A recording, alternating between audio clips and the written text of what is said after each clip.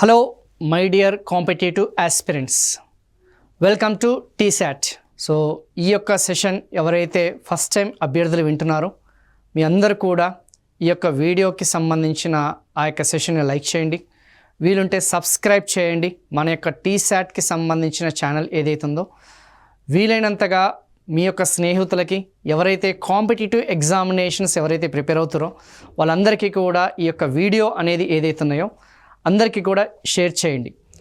And ఖచ్చితంగా రాబోయే competitive examinations, రాబోయే జాబ్ క్యాలెండర్కి సంబంధించిన జనరల్ స్టడీస్ ఎగ్జామ్స్ ఏదైతున్నాయో తెలంగాణ ఆర్థిక వ్యవస్థకి సంబంధించిన అంశాలు అనేవి ఖచ్చితంగా 5 నుంచి 10 బిట్లు మనకి పడే అవకాశం ఉంది. కాబట్టి ప్రస్తుత క్వశ్చన్ పేపర్ ట్రెండ్స్కి అనుగుణంగా ఈ యొక్క సెషన్స్ అన్నీ కూడా కొనసాగుతున్నాయి. కాబట్టి వీలైనంత ఎక్కువ మంది అభ్యర్థులకి ఈ వీడియో సెషన్స్ అనేది చేర్చమని చెప్పేసి మా టీశాట్ తరపున, మా యొక్క నిపుణుల తరపున మా అభ్యర్థన. సో ఇప్పుడు వచ్చేసి తెలంగాణ రాష్ట్ర ఆర్థిక స్థితిగతులకు సంబంధించిన సెషన్ 3 అనేది మనం స్టార్ట్ చేయబోతున్నాం. ఏదమ్మా స్టార్ట్ సెషన్ 3. ప్రీవియస్ సెషన్లో వృద్ధి రేట్లు, ప్రీవియస్ సెషన్లో సహకారం, ప్రీవియస్ సెషన్కి సంబంధించిన అంశాల్లో జీడిడిపికి సంబంధించిన అంశాలన్నీ కూడా డిస్కస్ చేసుకోవడం జరిగింది. అండ్ మన యొక్క వృద్ధి రేటుకి సంబంధించిన ర్యాంకింగ్స్ ఏదైతున్నాయో, అండ్ వ్యవసాయము మరియు పారిశ్రామిక రంగము మరియు సేవా రంగానికి సంబంధించిన ఉద్యోగ ఎంప్లాయ్మెంట్కి సంబంధించిన షేర్స్ ఏదైతున్నాయో వాటాలు కూడా చాలా డీటెయిల్గా డిస్కస్ చేసుకున్నాం. ఇప్పుడు వచ్చేసరికి ఈ సెషన్లో తలసరి ఆదాయం, పర్ క్యాపిటా ఇన్కమ్స్, తలసరి ఆదాయాలు, తెలంగాణ రాష్ట్రానికి సంబంధించిన తలసరి ఆదాయాలు, భారత జాతీయ తలసరి ఆదాయాలు, అండ్ రెండింటిని కూడా మనం కంపారిజన్ చేయడం నెంబర్ 1 సెషన్, అంటే ఫస్ట్ పార్ట్లో డిస్కస్ చేద్దాం. రెండవ సెషన్ వచ్చేసి ఇటీవల రీసెంట్ క్వశ్చన్ పేపర్ ట్రెండ్స్ అన్ని కూడా మీరు క్లోజ్గా అబ్జర్వ్ చేస్తే లేబర్ ఫోర్స్ పార్టిసిపేషన్ రేట్, శ్రామిక జనాభా, వర్క్ పార్టిసిపేషన్ రేషియో, శ్రామిక శక్తికి సంబంధించిన జనాభా, అన్ఎంప్లాయ్మెంట్ నిరుద్యోగిత ఏదైతుందో ఆ యొక్క నిరుద్యోగితకి సంబంధించిన అంశాలన్నీ కూడా ఎక్కువగా అడగడం జరుగుతుంది. రీసెంట్ క్వశ్చన్స్ అన్నీ కూడా చెక్ చేసుకుంటే మనకి గత ప్రశ్నలకి సంబంధించిన ఆ సరళి ఏదైతున్నాయో విధానాలు అనేది చూసుకుంటే ఇందులో నుంచి మనకి పక్కాగా ఒక బిట్ పడే ఆస్కారం ఉంది. సో ఈ 2 సెషన్స్, ఈ 2 టాపిక్స్ అన్నీ కూడా ఈ సెషన్లో మనం కంప్లీట్ చేస్తే తెలంగాణ రాష్ట్ర ఆర్థిక స్థితిగతులు ఏదైతున్నాయో ఆ సెషన్, ఆ టాపిక్ ఏదైతుందో అది పూర్తి స్థాయిలో మనం విశ్లేషించుకోవడం అనేది పూర్తవుతుంది. సో ఇందులో భాగంగానే మనం ఫస్ట్ వన్ ఆ యొక్క తలసరి ఆదాయం ఏదైతుందో దాని గురించి ఒక్కసారి ఆ స్టేట్మెంట్స్ అనేది ఒకసారి చెక్ చేద్దాం. 2023-2024 సంవత్సరంలో ప్రస్తుత ధరలు, ఆల్రెడీ మనము ప్రీవియస్ సెషన్లో మనం చెప్పుకున్నాం. ప్రస్తుత ధరలు అంటే ఏంటి, ఆధార సంవత్సరపు ధరలు అంటే ఏందనేది చాలా క్లియర్గా మనకి ఎక్స్ప్లెయిన్ చేయడం జరిగింది. సో ప్రస్తుత ధరలు అంటే ఏంది, 2023-2024 సంవత్సరంలో ధరలు అనేది పరిగణిస్తే రాష్ట్ర తలసరి ఆదాయం 3,47,299. సో ఫ్యాక్చువల్ డాటా ఆధారంగా మనకి క్వశ్చన్స్ అనేది ఒకవేళ అడిగితే, లైక్ ఇంతకుముందు మనం చెప్పుకున్నట్టు మన రాష్ట్ర ఏదైతే మనం చెప్పుకున్న ఆదాయం లాంటి క్వశ్చన్స్ కానీ, లేదంటే ఉద్యోగ కల్పనకి సంబంధించిన క్వశ్చన్స్ కానీ, గ్రోత్ రేట్స్కి సంబంధించిన కానీ, సహకారానికి సంబంధించిన డాటా, ఫ్యాక్చువల్ డాటా. సో ఇక్కడ జనరల్ స్టడీస్ పాయింట్ ఆఫ్ వ్యూలో మనం చెప్పుకుంటున్నాం కాబట్టి ఏ బిట్ అయినా సరే, ఏ ఎగ్జామ్లో అయినా సరే అడే ఆస్కారం అనేది ఉంది. సార్ మేము పలానా ఎగ్జామ్కి ప్రిపేర్ అయినాం జాబ్ క్యాలెండర్ ఆధారంగా, మరి ఈ ఒక్క బిట్ అనేది మాకు ప్రీవియస్ ఏదైతే క్వశ్చన్ పేపర్ రాలేదంటే మేబీ ఈ యొక్క క్వశ్చన్ పేపర్ ఈ ఎగ్జామినేషన్లో అడగకపోయే ఆస్కారం అనేది లేదు. కానీ నెక్స్ట్ ఏదైతే జనరల్ స్టడీస్ ఎగ్జామినేషన్స్, చాలా ఎగ్జామినేషన్స్ మనకు ఉన్నాయి కాబట్టి అందులో ఏదో ఒక ఎగ్జామినేషన్లో మాత్రం ఖచ్చితంగా అడిగే ఛాన్సెస్ ఉంది. సో ఇదే కాకుండా మన యొక్క రాష్ట్ర ఆర్థిక స్థితిగతుల గురించి మనం తెలుసుకోవడం అనేది మనకి ముఖ్యం. ఎందుకంటే ఎలాగైతే మనము ఈ యొక్క మన చరిత్ర, తెలంగాణ చరిత్ర కానీ, తెలంగాణ భౌగోళిక పరిమితులు కానీ, లేకపోతే తెలంగాణకి సంబంధించిన రాష్ట్ర స్థితిగతులు ఏ విధంగా అయితే మన బ్రెయిన్లో ఎలాగైతే ఫీడ్ అవుతాయో అలాగే మన రాష్ట్ర ఆర్థిక స్థితి గురించి కూడా తెలుసుకోవడం అనేది మన బేసిక్ ఫండమెంటల్. సో ఏ బట్టి కాకుండా, మెమరైజేషన్ అనే కాకుండా పూర్తి అవగాహనతోని తెలుసుకొని చదువుకుంటే మనకి రాష్ట్ర తలసరి ఆదాయాల గురించి కానీ, మనకి ఉద్యోగ గురించి కానీ ఖచ్చితంగా మెమరైజ్ చేయకండి, ఖచ్చితంగా దాన్ని రివిజన్ చేయడానికి ప్రయత్నించండి. మన రాష్ట్రం గురించి తెలుసుకోవడం గురించే ఎక్కువగా ప్రయత్నించండి. ఓకేనమ్మా. సో మెమరీ బట్టి బేస్డ్ అనేది మనకి ఇక్కడ పనికిరాదన్న సంగతి గుర్తుపెట్టుకోండి. ఓకేనా. సో రాష్ట్ర తలసరి ఆదాయం 3,47,000. సో ఆన్ అండ్ యావరేజ్కి చూసుకుంటే సగటున 3.5 lakhs అనేది మీరు గుర్తుపెట్టుకోవడానికి ప్రయత్నించండి. సో దట్ అప్రాక్సిమేషన్, ఓకేనా, అప్రాక్సిమేషన్ ఏదైతే ఉందో 3.5 lakhs అని చేసి మన రాష్ట్ర తలసరి ఆదాయం అన్న సంగతి చాలా స్పష్టంగా తెలుస్తుంది. మరి దేశ తలసరి ఆదాయం అనేది ఎంత? ఓకేనమ్మా. So average per capital income of India అనేది ఎంత? 1.83 lakhs, 1.83 లక్షలు. అంటే దేశ సగటుతోను పోలిస్తే మరి తలసరి ఆదాయం అనేది ఏదైతుందో, పర్ క్యాపిటల్ ఇన్కమ్ అనేది ఏదైతుందో, ఇది ఏమని ఇండికేట్ చేస్తుంది? దీనివల్ల మనం ఏం తెలుసుకోవచ్చు అంటే ప్రజల యొక్క జీవన ప్రమాణాలు, మన quality of life which we lead. ఓకేనా. మన యొక్క ప్రజల యొక్క స్థితిగతులు అనేది ఆ రాష్ట్రంలో ఆ యొక్క జీవన విధానం అనేది ఎంత నాణ్యంగా మనం జీవిస్తున్నాము, ఎంత క్వాలిటీ ఆఫ్ లైఫ్ అనేది మనం జీవిస్తున్నాం అనేది తలసరి ఆదాయాన్ని బట్టే మనకి తెలుస్తుంది. ఈ యొక్క జిఎస్డిపి ఫిగర్స్ ఏదైతే ఉన్నాయో, జీడిపి ఫిగర్స్ అనేది ఏదైతే ఉన్నాయో అది పరిమాణాత్మకమైనవి. అంటే ఏమని అర్థము? అది క్వాంటిటేటివ్, ఎంత హ్యూజ్, ఎంత బిగ్ మన ఆర్థిక వ్యవస్థ అనేది ఎంత పెద్దది, ఎంత చిన్నది అనేది తెలుస్తుంది. కానీ గుణాత్మక అంశాలు అనేవి తెలియవు. గుణాత్మక అంశాలు అంటే ఏంది? ఆ రాష్ట్ర ప్రజలు ఏ ఆర్థిక స్థితిలో ఉన్నారు, అత్యున్నత ఆర్థిక స్థితిలో ఉన్నారా, మధ్యస్థ స్థాయి ఆర్థిక స్థితిలో ఉన్నారా, అల్ప జీవన ప్రమాణ స్థితిలో ఉన్నారా అనేది మనకి తెలియదు. సో తలసరి ఆదాయం వల్లనే మనం అది తెలుసుకోవచ్చు. సో అత్యధిక తలసరి ఆదాయం కలిగిన ప్రజలు వచ్చేసి అత్యున్నత జీవన విధానాన్ని, ఆ లైఫ్ స్టైల్స్ని అనుభవించడం జరుగుతుంది. అండ్ అత్యల్ప జీవన విధానం, అత్యల్ప తలసరి ఆదాయం కలిగిన వాళ్ళు అత్యల్ప జీవన విధానం అనేది మనకి వాళ్ళకి లీడ్ చేస్తున్నారు, ఆ లైఫ్ అనేది జీవనం అనేది కొనసాగిస్తున్నారని తెలుస్తుంది. లైక్ ఫర్ ఎగ్జాంపుల్ బీహార్ చూసుకోండి, జార్ఖండ్ చూసుకోండి, ఒడిస్సా తీసుకోండి. ఆ యొక్క తలసరి ఆదాయాలు అనేది లీస్ట్గా ఉంటాయి. ఆబ్వియస్లీ అల్ప జీవన విధానం అనేది అక్కడ ఉంటుంది. అదే మీరు గోవా చూసుకోండి, ఢిల్లీ చూసుకోండి, పంజాబ్, హర్యానా లాంటి ఆ యొక్క రాష్ట్రాలు అనేది చూసుకుంటే అత్యధిక తలసరి ఆదాయాలు అనేది కలిగి ఉన్నాయి. సో ఆబ్వియస్లీ వాళ్ళకి జీవన విధాలు అనేది ఖచ్చితంగా హై క్వాలిటీ ఆఫ్ లైఫ్ అనేది వాళ్ళు లీడ్ చేస్తున్న సంగతి గుర్తుపెట్టుకోండి. సో దీనివల్ల మనకి గుణాత్మకమైనది ఆ రాష్ట్రం వచ్చేసి ఎంత అభివృద్ధి చెందిందనేది చాలా క్లియర్గా ఆ యొక్క జీవన ప్రమాణాలు అనేది మనం పోల్చవచ్చు అన్న సంగతి గుర్తుపెట్టుకోండి. ఓకేనా. సో ఇలా చూసుకుంటే దక్షిణాది రాష్ట్రాలు, తెలంగాణ రాష్ట్రం కానీ, ఆంధ్రప్రదేశ్ కానీ, కర్ణాటక, తమిళనాడు, కేరళలో అత్యధిక తలసరి ఆదాయాలు కలిగి ఉన్నాయన్న సంగతి మీకు ఒక్కసారి గుర్తు చేస్తున్నా. అండ్ నార్త్ ఇండియన్ స్టేట్స్ ఏదైతున్నాయో అత్యల్పంగా తలసరి ఆదాయాలు అనేది కలిగి ఉన్నాయన్న సంగతి మళ్ళీ ఒక్కసారి గుర్తు చేస్తున్నా.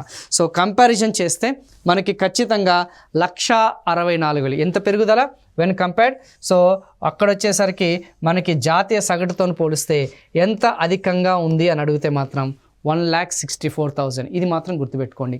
సో మనది ప్లస్ జాతీయ సగటు ఏదైతుందో దాన్ని మనం సబ్ట్రాక్ట్ చేస్తే ఆన్ అండ్ యావరేజ్గా 1,64,000 రూపాయలు అనేది అది ఎక్కువగా ఉందన్న సంగతి చాలా స్పష్టంగా మనకి తెలుస్తుంది.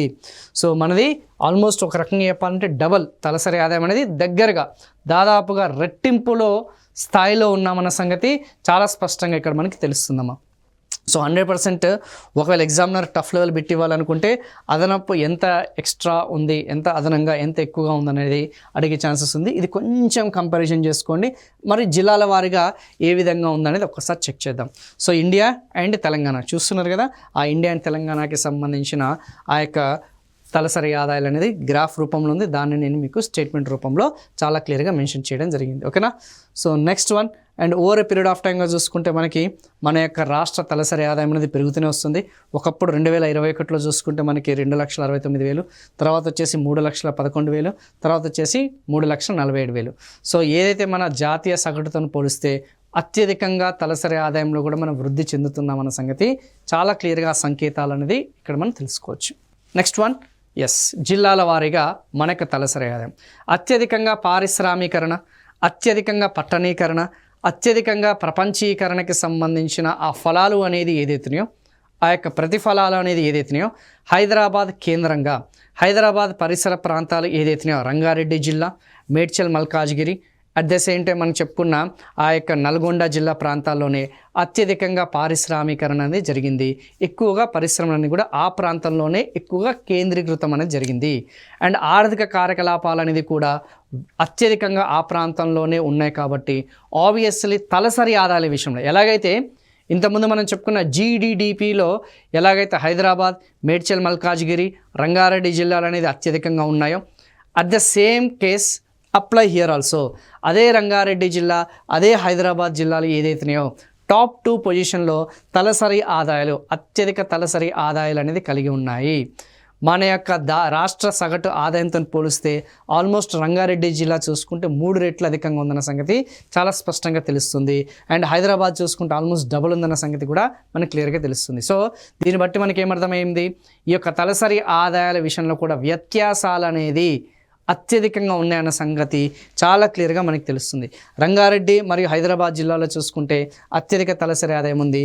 At the same time Vikarabad, Komaram Bheem జిల్లా, జగిత్యాల జిల్లాలో చూసుకుంటే ఆ యొక్క తలసరి ఆదాయాలు అనేది తక్కువ ఉన్నాయి. అంటే విత్ ఇన్ ద స్టేట్ అంతర్గతంగా ఒకనమా ఇంట్రాస్టేట్ పరంగా చూసుకుంటే మన రాష్ట్రంలోనే చూసుకుంటే ఆ యొక్క వైవిధ్యం అనేది, ఆ యొక్క డిఫరెన్సెస్ అనేది తలసరి ఆదాయాల విషయంలో కొన్ని ప్రాంతాల్లో అల్ప జీవన విధానాలు అనేది మన వాళ్ళు అనుసరిస్తున్నారు.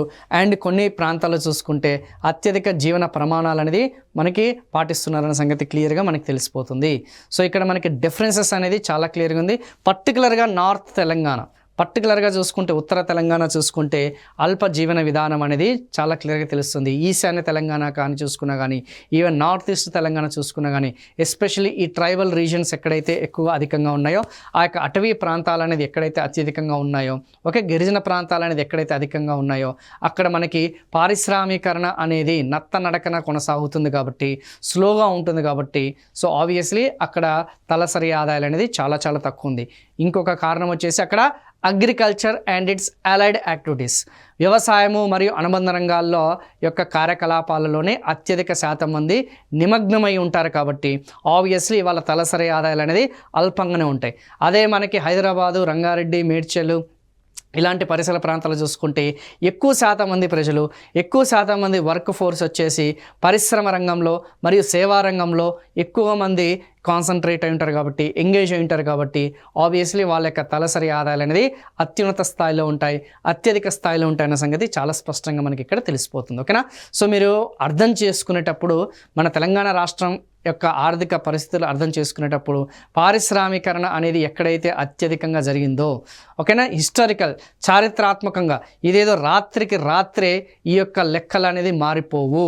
తెలంగాణ రాష్ట్ర ఆవిర్భావం దగ్గర నుంచి 2014 దగ్గర నుంచి చూసుకుంటే ఎక్కువగా చూసుకుంటే రాష్ట్ర తలసరి ఆదాయాలు అనేది ఈ విధంగానే కొనసాగుతున్న సంగతి మళ్ళీ మీకు ఒక్కసారి రిపీట్ చేస్తున్నాను. ఓకేనమ్మా? సో 1956 నుంచి 2023 వరకు చూసుకుంటే అత్యధిక తలసరి ఆదాయాలు అనేది ఈ ప్రాంతంలోనే. సో ఇప్పుడు రేవంత్ రెడ్డి గారు కూడా అదే చెప్తున్నారు కదా. సో ఎంఎస్ఎంఈ పాలసీస్ తీసుకురావడానికి ప్రధానమైన కారణం కూడా అదే. సో ఎక్కడైతే మనకి పారిశ్రామీకరణ అనేది ఎక్కడైతే అల్పంగా జరిగిందో అక్కడ పరిశ్రమల యొక్క స్థాపన అనేది వేగవంతంగా చేస్తాము, అక్కడ రాయితీలు అనేది అత్యధికంగా ఇస్తాం. బీసీలు, ఎస్సీలు, ఎస్టీలు, మైనారిటీలు, మహిళలు ఎవరైతున్నారో ఎక్కడైతే పారిశ్రామీకరణ అనేది ఎక్కడైతే మందగించిందో ఆ ప్రాంతంలోనే ఎక్కువగా ఏర్పాటు చేయడానికి కృషి చేస్తామని చెప్పేసి అక్కడ వైద్య, విద్య ఏదైతుందో అత్యున్నత ఏదైతే స్థాయి గల ఆ యొక్క వ్యవస్థల్ని, సంస్థలు ఏర్పాటు చేస్తామని చెప్పేసి చాలా క్లియర్గా స్పష్టంగా తన యొక్క విధానాల్లో ప్రకటించడం జరిగింది. సో అలా ఇంటర్ప్రిట్ చేసుకుంటే బెటర్గా ఉంటుంది. సో ఈజీనే అమ్మ, కాకపోతే ఆ ఫిగర్స్ అనేది ఆధారంగా మనం ఈ యొక్క మ్యాప్ని అంతా కూడా ఇంటర్ప్రిట్ చేసుకోవాలన్న సంగతి గుర్తుపెట్టుకోండి. తెలంగాణ ఆర్థిక వ్యవస్థ అంటే కేవలం లెక్కలు చదువుకోవడం కాదు, దాని వెనకాల ఉన్న ఆ యొక్క వ్యవస్థ అనేది ఏ విధంగా ఉందనేది కూడా మనం పూర్తి స్థాయిలో విశ్లేషించుకోవాలి. ఈ ప్రాంతంలో అల్పంగా ఉండడానికి గల కారణం ఎక్కువ మంది వ్యవసాయము మరి అనుబంధ రంగాల్లో నిమగ్నం అవ్వడమే దానికి మెయిన్ ఇంటెన్షన్ సంగతి గుర్తుపెట్టుకోండి. ఈ ప్రాంతంలో పారిశ్రామీకరణ అనేది, పట్టణీకరణ అనేది ఓకేనా వేగవంతంగా జరిగిందన్న సంగతి ఒక్కసారి గుర్తు చేసుకుని చాలు. ఓకేనా? సో ఇదే సమయంలో తలసరి ఆదాయ స్థాయిలో జిల్లాల మధ్య తీవ్రమైన వ్యత్యాసాలు అంతరాలు ఉన్నాయి. ఉదాహరణకి రంగారెడ్డి జిల్లా ఆల్రెడీ మనం చెప్పుకున్నాం 9,40,000 రూపాయల దగ్గర. వికారాబాద్ జిల్లా తలసరి ఆదాయం వచ్చేసి 1,80,000. ఓకేనా, అత్యల్ప తలసరి ఆదాయం వచ్చేసి వికారాబాద్. సో మరి మనం ఇంతకుముందు ములుగు జిల్లాలో చెప్పుకున్నాం కదా సార్. కొమరంభీం జిల్లాలో చూసుకుంటే జీడిడిపి అనేది అత్యల్పంగా ఉంది కదా. మరి ఇక్కడ మీరు చూస్తేనేమో వికారాబాద్ జిల్లాలోనేమో అత్యల్ప తలసరి ఆదాయం ఉందంటే హౌ అంటే వెరీ సింపుల్. సో తలసరి ఆదాయం అనేది కేవలం ఆదాయం మీదనే కాకుండా జనాభా మీద కూడా ఆధారపడుతుందమ్మా. సో జనాభా అనేది ఏదైతుందో అది చాలా కీలకమైన పాత్ర పోషిస్తుంది. వికారాబాద్ జిల్లాలో ఆర్థిక కార్యకలాపాలు అనేది తక్కువగానే ఉన్నాయి. అట్ ద సేమ్ టైం జనాభా సాంద్రత, జనాభా పెరుగుదల అనేది ఎక్కువగా ఉంది. ఆబ్వియస్లీ జనాభా ఎక్కువగా ఉండి ఆర్థిక కార్యకలాపాలను తక్కువగా ఉంటే ఆబ్వియస్లీ తలసరి ఆదాయం అనేది కూడా చాలా చాలా తక్కువగా ఉంటుంది. అది మీ అందరికీ కూడా తెలిసిందే. సో కొంచెం అలా ఇంటర్ప్రిట్ చేసుకోండి, ఈజీగా మీకు అర్థమవుతుంది. ఎస్, ఇప్పుడు మనం నెక్స్ట్ ఈ తలసరి ఆదాయాలు అనేది ఏదైతే ఉందో దాన్ని కొంచెం మనం పక్కన పెట్టి, సో ఈ యొక్క లేబర్ ఫోర్స్ పార్టిసిపేషన్ రేట్, చాలామందికి పీరియాడిక్ లేబర్ ఫోర్స్ సర్వే గురించి మీ అందరికీ కూడా తెలిసే ఉంటుంది. సో 2022, 2023కి సంబంధించిన డాటా అనేది మన దగ్గర ఉంది. ఆ యొక్క రిలీజ్ చేసిన డాటా అనేది 2023లో రిలీజ్ చేసిన ఆ డాటా ఉంది. ఆ పీరియాడిక్ లేబర్ ఫోర్స్ సర్వే అనేది ఏదైతుందో అంటే ఈ యొక్క శ్రామిక జనాభా 15 నుంచి ఎంతమ్మా 15 సంవత్సరాల నుంచి, శ్రామిక జనాభా అంటే ఏంది 15 ఇయర్స్ నుంచి 59 ఇయర్స్ వరకు, 15 సంవత్సరాల నుంచి 59 సంవత్సరాల మధ్య ఉన్న ఆ యొక్కన, సో 15 నుంచి 59 వయస్సు కలిగిన వాళ్ళు ఎంతమంది ఆసక్తి చూపిస్తున్నారు, ఓకేనా, ఆర్థిక కార్యకలాపాల పట్ల, ఓకేనమ్మా. సో ఆ యొక్క ఎకనామిక్ యాక్టివిటీస్ వైపు పట్ల సో ఎంతమంది ఆసక్తి చూపిస్తున్నారు. సో వ్యవసాయ రంగం మీద కానీ, పారిశ్రామిక రంగం మీద కానీ, సేవా రంగం మీద కానీ, సో ఎంతమంది ఆర్థిక కార్యకలాపాల్లో పాల్గొనాలని చెప్పేసి ఆసక్తి చూపిస్తున్నారు అనేది మనకి ఈ యొక్క లేబర్ ఫోర్స్ పార్టిసిపేషన్ రేట్ అని చెప్పేసి మనం చెప్తాం. దీన్నే మనం శ్రామిక జనాభా, ఏం జనాభా, ఆ యొక్క శ్రామిక జనాభా అని చెప్పేసి అంటాం. So they are physically fit, శారీరకంగా మానసికంగా దృఢంగా ఉండి, శారీరకంగా మానసికంగా దృఢంగా ఉండి ఆర్థిక కార్యకలాపాల్లో పాల్గొనాలన్న ఆసక్తి, శక్తి ఉన్న వాళ్ళు ఎవరైతున్నారో వాళ్ళందరూ కూడా 15 to 59 ఏజ్ గ్రూప్ వాళ్ళు ఎవరైతున్నారో వాళ్ళందరూ కూడా లేబర్ ఫోర్స్ పార్టిసిపేషన్ రేట్ కిందకి వస్తారు. ఎంత అత్యధికంగా లేబర్ ఫోర్స్ పార్టిసిపేషన్ రేట్ అనేది ఎంత అత్యధికంగా ఉంటే ఆ యొక్క ఎకానమీ అనేది అంత బలంగా ఉన్నట్టు. అంతమంది ఆర్థిక కార్యకలాపాలలో నిమగ్నమైతే ఆబ్వియస్లీ అది స్టేట్ వెల్త్ ఏదైతుందో ఆ యొక్క రాష్ట్ర సంపద అనేది పెరుగుదలకి కారణమవుతుంది. సింపుల్, అంతే కదా. ఇక్కడ జనాభా గురించి మనం మాట్లాడుకుంటలే. జనాభా అంటే ఏంది, ఈ యొక్క చిన్న వయసు దగ్గర నుంచి 6 సంవత్సరాల దగ్గర నుంచి మనకి ఆల్మోస్ట్ చూసుకుంటే ఆ యొక్క ముసలోళ్ళు ఎవరైతున్నారో వాళ్ళ వరకు మనకి జనాభా అంటాం. కానీ దీన్ని మనం డెమోగ్రఫిక్ డివిడెంట్ అని చెప్పేసి అంటాం. డెమోగ్రఫిక్ డివిడెంట్ అంటే ఏంది, ఈ వయస్సు కలిగిన వాళ్ళు ఎవరైతున్నారో ఎక్కువగా ఆర్థిక కార్యకలాపాల్లో పాల్గొంటారు కాబట్టి ఆబ్వియస్లీ ఎంతమంది అధికంగా, ఎంత శాతం మంది అధికంగా ఉంటే ఆ యొక్క రాష్ట్రం అనేది అంత వేగంగా అభివృద్ధి చెందుతుందన్న సంకేతం అన్న సంగతి గుర్తుపెట్టుకోండి. ఎందుకంటే 15 to 59 ఏజ్ గ్రూప్ వాళ్ళే ఎక్కువ ఆసక్తి చూపిస్తారు, ఏదైతే ఆర్థిక కార్యకలాపాల్లో పాల్గొనాలనే ఆసక్తి చూపిస్తారన్న సంగతి గుర్తుపెట్టుకోండి. అలా చూసుకుంటే తెలంగాణ రాష్ట్రంలో ఓకేనా 66.5%, అంటే ప్రతి 100 మందిలో 66.5 మంది ఆర్థిక కార్యకలాపాల్లో ఆసక్తి చూపిస్తున్నారు. లేబర్ ఫోర్స్ పార్టిసిపేషన్ రేట్ అనేది 66.5% ఉంది. వీళ్ళందరూ కూడా ఇండిపెండెంట్స్, ఓకేనా. వీళ్ళందరూ కూడా ఏదో ఒక జాబ్ అనేది వస్తే మేము పాల్గొంటాము, లేదంటే ఆల్రెడీ ఎకనామిక్ యాక్టివిటీస్లో పాల్గొంటున్న వాళ్ళందరూ కూడా 66.5%. అందుకే మన యొక్క వృద్ధి రేట్ అనేది అత్యధికంగా నమోదైందన్న సంగతి గుర్తుపెట్టుకోండి, ఓకేనమ్మా. రెండవది, అదే భారతదేశాంతో పోలిస్తే 61.6%, అంటే అఖిల భారత స్థాయిలో చూసుకుంటే జాతీయ సగటు అనేది చూసుకుంటే ఆ యొక్క లేబర్ ఫోర్స్ పార్టిసిపేషన్ రేట్ అనేది 61.6% ఉంది. మేబీ ఒకవేళ ఎగ్జామినేషన్ పాయింట్ ఆఫ్ వ్యూలో ఏమడిగే ఛాన్సెస్ ఉంది, వెరీ సింపుల్, తెలంగాణ రాష్ట్రానికి సంబంధించిన, దేనికి సంబంధించిందమ్మా, తెలంగాణ రాష్ట్రానికి సంబంధించిన లేబర్ ఫోర్స్ పార్టిసిపేషన్ రేట్ అనేది ఎక్కువగా ఉందా, లేదంటే జాతీయ సగటు ఏదైతే ఉందో ఆ యొక్క జాతీయ సగటుకి సంబంధించిన ఆ యొక్క లేబర్ ఫోర్స్ పార్టిసిపేషన్ రేట్ అనేది అధికంగా ఉందా. సో శ్రామిక జనాభా అనేది ఏదైతుందో చాలా స్పష్టంగా మనకి ఇక్కడ తెలుస్తుంది. సో జాతీయ సగటు ఏదైతే ఏదైతే ఉందో ఆ జాతీయ సగటుకి సంబంధించిన ఆ యొక్క శ్రామిక జనాభా అనేది తెలంగాణదే అత్యధికంగా ఉందన్న సంగతి చాలా స్పష్టంగా చాలా క్లియర్గా ఇక్కడ మనకి తెలుస్తుందమ్మా. ఓకేనా, అలా ఇంటర్ప్రిట్ చేసుకోండి. Very very very important. So వేగవంతంగా సత్వరంగా వృద్ధి చెందడానికి ఎక్కువ స్కోప్ ఉందన్న సంగతి క్లియర్గా తెలుస్తుంది. Labour force participation rate in Telangana and all India. So కనిపిస్తుంది కదా ఇక్కడ పురుషులు మరియు స్త్రీలు. మరి ఈ పురుషులు కానీ స్త్రీలు కానీ పట్టణ ప్రాంతాలు గ్రామీణ ప్రాంతాలు ఇది మీకు కొంచెం అవగాహన అనేది తెలిపిస్తానమ్మా. చాలా సందర్భాల్లో ఈ మధ్య క్వశ్చన్ పేపర్ ట్రెండ్స్లో చూసుకుంటే కంపారేటివ్గా అడుగుతున్నాడు కాబట్టి ఎప్పుడైనా గుర్తుపెట్టుకోండి, లేబర్ ఫోర్స్ పార్టిసిపేషన్ రేట్ అన్నాను అంటే నెక్స్ట్ మనకి వర్క్ పార్టిసిపేషన్ రేట్ అనేది కూడా వస్తుంది. ఎంతమంది శ్రామికులు ఆర్థిక కార్యకలాపాల్లో నిమగ్నం అవుతున్నారని చెప్పేసి ఏదైనా తీసుకోండి. లేబర్ ఫోర్స్ పార్టిసిపేషన్ రేట్ తీసుకోండి, వర్క్ పార్టిసిపేషన్ రేట్ తీసుకోండి. ఎప్పుడైనా గుర్తుపెట్టుకోండి స్త్రీలు. ఓకేనమ్మా, మన తెలంగాణ రాష్ట్రానికి సంబంధించిన ఆ యొక్క స్త్రీలు ఎవరైతున్నారో మహిళలు ఎవరైతున్నారో ఓకేనమ్మా సో అత్యధికంగా ఉంటారు. అండ్ ఏదైతే మనం చెప్పుకున్నా వెన్ కంపేర్డ్ విత్ వాట్ ఇండియాతో కంపేర్ చేస్తే ఫర్ ఎగ్జాంపుల్ ఇక్కడ మీకు ఇక్కడ క్లోజ్గా అబ్జర్వ్ చేయండి. మహిళలు ఎవరైతున్నారో ఫిమేల్ ఎవరైతున్నారో స్త్రీలు ఎవరైతున్నారో తెలంగాణలో లేబర్ ఫోర్స్ పార్టిసిపేషన్ రేట్ అనేది ఎక్కువగా ఉందా తక్కువ ఉందా? ఎక్కువ ఉంది. తెలంగాణ రాష్ట్రంలో 50.4% ఉంది. అదే ఇండియా అఖిల భారత స్థాయిలో చూసుకుంటే 40%, 39.8. అంటే ఇందాక మీకు చూపించిన ఏదైతే తెలంగాణలో చూసుకుంటే స్త్రీలు అనేది అత్యధికంగా ఉంది when compared with all India. So ఏదైతే మహిళలు ఎవరైతున్నారో స్త్రీలు ఎవరైతున్నారో ఇక జాతీయ స్థాయిలో వీళ్ళ యొక్క లేబర్ ఫోర్స్ పార్టిసిపేషన్ రేట్ అనేది తక్కువగా ఉందన్న సంగతి గుర్తుపెట్టుకోండి. ఇది కొంచెం టిప్స్ అండ్ ట్రిక్స్లో గుర్తుపెట్టుకోండి. మళ్ళీ రిపీట్ చేస్తున్నాను, స్త్రీలు గ్రామీణ ప్రాంతంలో అయినా సరే ఏ ప్రాంతం గ్రామీణ ప్రాంతంలో అయినా సరే స్త్రీలు అత్యధికంగా లేబర్ ఫోర్స్ పార్టిసిపేషన్ రేట్ ఉంటుంది. అట్ ద సేమ్ టైం పట్టణ ప్రాంతాల్లో అయినా సరే ఏ ప్రాంతాల్లో పట్టణ ప్రాంతాల్లో అయినా సరే వాళ్ళ యొక్క లేబర్ ఫోర్స్ పార్టిసిపేషన్ రేట్ అనేది తెలంగాణ రాష్ట్రాన్ని డామినేషన్ ఆధిపత్యం అనేది చలాయిస్తుంది వెన్ కంపేర్డ్ విత్ స్త్రీలు జాతీయతను కంపేర్ చేస్తే. ఇది నెంబర్ 1. నెంబర్ 2 పురుషులు ఎవరైతున్నారో స్త్రీలు అయిపోయింది. నెక్స్ట్ 1 పురుషులు ఎవరైతే ఉన్నారో సో పురుషులలో చూసుకుంటే ఎప్పుడు కూడా తెలంగాణకి సంబంధించిన మన రాష్ట్రానికి సంబంధించిన ఆ యొక్క లేబర్ ఫోర్స్ పార్టిసిపేషన్ రేట్ అనేది ఎప్పుడు కూడా తక్కువనే ఉంటుంది వెన్ కంపేర్డ్ విత్ జాతీయ. సో ఈ రెండు కూడా కొంచెం బండ గుర్తులు పెట్టుకోండి. జాతీయ స్థాయి ఏదైతే ఉందో ఆ జాతీయ పురుషులకి సంబంధించిన ఏదైతే లేబర్ ఫోర్స్ పార్టిసిపేషన్ రేట్ ఏదైతే ఉందో ఓకేనా.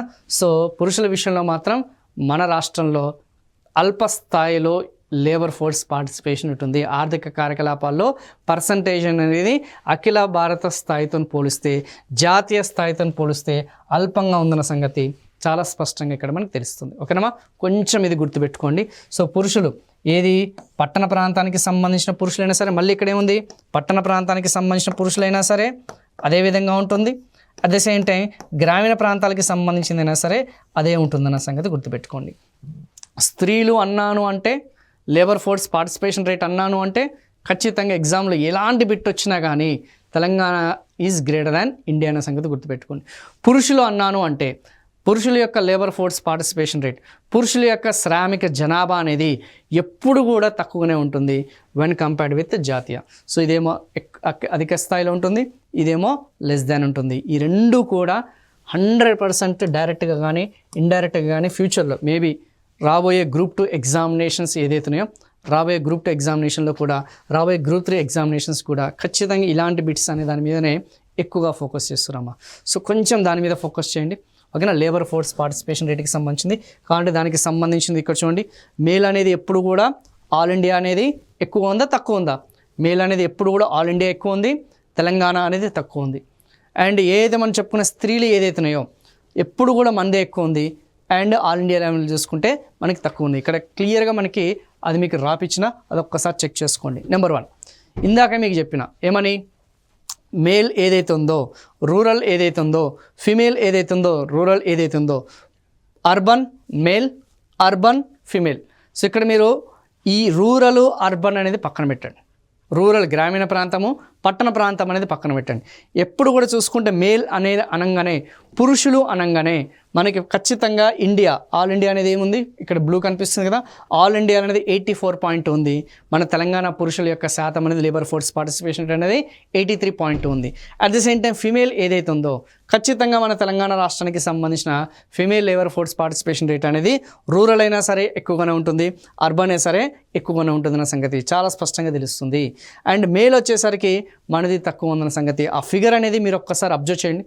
ఒక 1 minute అబ్జర్వ్ చేస్తే పాజ్ చేసుకుని వీడియో మీకే తెలుస్తుంది. కరెక్టే సార్ మీరు చెప్పింది, ఇంతకుముందు మీరు ఏదైతే లాజిక్ ఏదైతుందో, ఇంతకుముందు మనం చెప్పుకున్న టిప్ అనేది ఏదైతుందో ఆ ట్రిక్ అనేది మీరు ఇక్కడ అబ్జర్వ్ చేయండి. గ్రామీణ ప్రాంతము, పట్టణ ప్రాంతము, జాతీయ స్థాయితో సంబంధం లేకుండా స్త్రీలు అనగానే మన తెలంగాణ రాష్ట్రానికి సంబంధించిన ఆ యొక్క లేబర్ ఫోర్స్ పార్టిసిపేషన్ రేట్ అనేది అధికంగా ఉంటుంది. Very very very very important.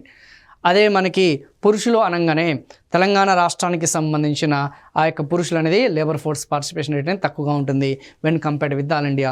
ఒక్కసారి ఇందాక ఆల్ ఇండియాది చెప్పాను, మేల్ ఫీమేల్ చెప్పాను, గ్రామీణ ప్రాంతము పట్టణ ప్రాంతం కూడా చెప్పిన. ఓకేనా, ఇది కొంచెం చూసుకోండి. అండ్ నెక్స్ట్ వన్ వచ్చేసి పట్టణ ప్రాంతం అన్నంగా, ఇంకా పట్టణ ప్రాంతానికి సంబంధించి చూసుకుంటే ఎప్పుడు కూడా తెలంగాణ రాష్ట్రానికి సంబంధించిన పట్టణ లేబర్ ఫోర్స్ పార్టిసిపేషన్ రేట్ అనేది ఎప్పుడు కూడా తక్కువగానే ఉంటుంది వెన్ కంపేర్డ్ విత్ పట్టణ రాష్ట్రాల్లో ఏదైతే మనం జాతీయ స్థాయిలో ఉన్నది ఎప్పుడు కూడా తక్కువనే ఉందన్న సంగతి గుర్తుపెట్టుకోండి. ఓకేనా.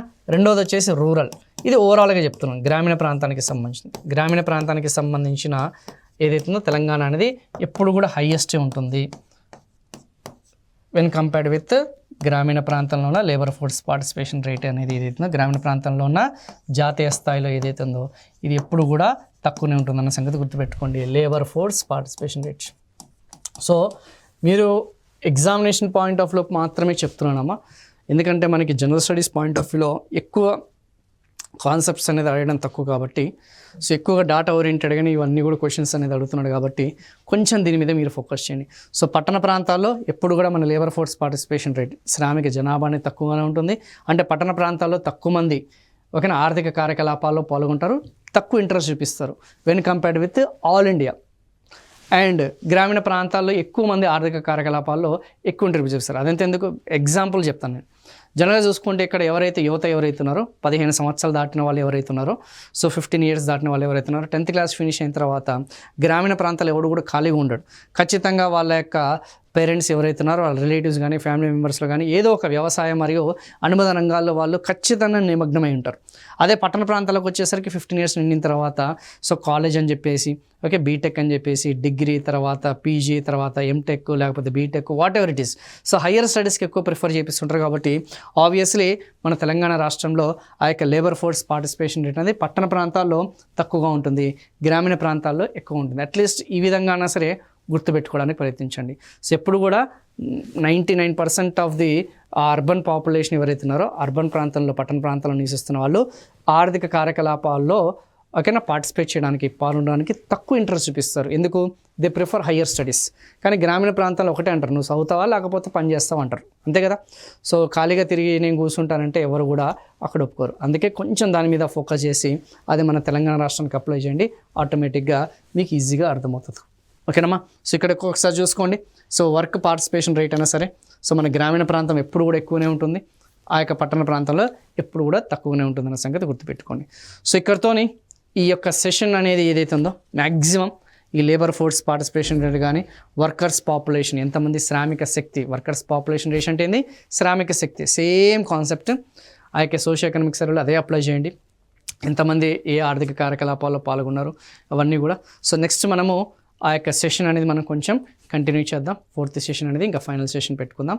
సో అక్కడితో మన తెలంగాణ ఆర్థిక వ్యవస్థ గురించి పూర్తి స్థాయి మనకు అనేది ఉంటుంది. So next we are going to continue the session. Thank you so much.